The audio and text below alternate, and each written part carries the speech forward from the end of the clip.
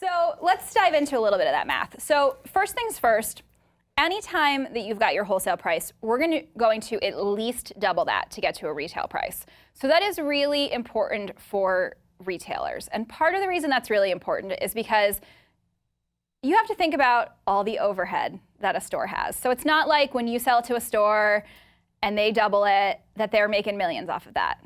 They're lucky if maybe they're making, we'll just toss out a number, like an 8% profit margin. It's pretty slim for a retailer. You know, they're paying for the cost to ship the product to the store, they're paying for the rent or the purchase of the price, they're paying their sales staff, they're paying insurance.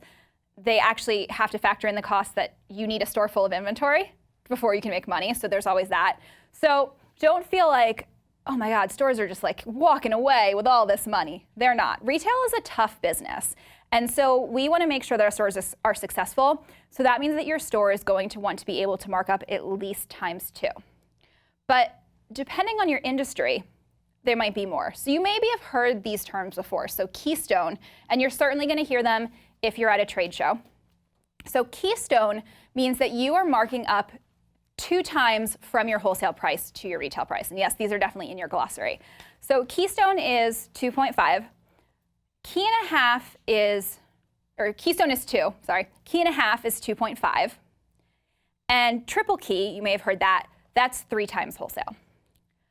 So you might also see some other ones too, like a 2.2 or 2.3 tends to be fairly common. So in my products, my MSRP is approximately a 2.2. So I will fudge those numbers a little bit because I don't like funky numbers. Like if I multiply by 2 times 2.2 and I get like 157.50, I'm actually going to make that 160. I'm just going to go right up to the number I want. But so you might get any kind of one of those. So one of the things that you're going to have to do is do a little bit of digging and kind of find out what's typical in your industry.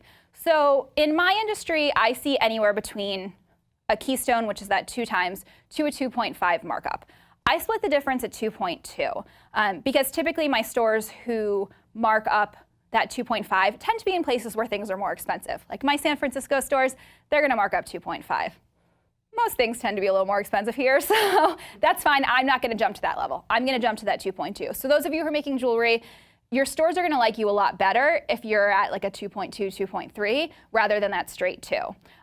For, I think, all of you guys, you can probably get away with that 2 times markup. So greeting cards, anything in that kind of gift industry, even a lot of accessories, they're going to use a 2 times markup. I'm not totally sure with you, Anna. I would say you're probably just doubling, but maybe do a little bit of digging and see where people want to be.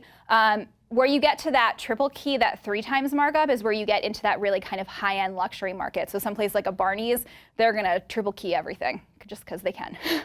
So that's where you're going to see that difference. But you kind of want to feel people out. Just kind of ask some of your peers, hey, what are you guys, what's marking up in your industry? But usually jewelers, if you're not in that kind of low accessory price point, 2.2 to 2.3 is pretty safe. And for a lot of you, I would say start with that 2 times markup, and you can always move it up from there.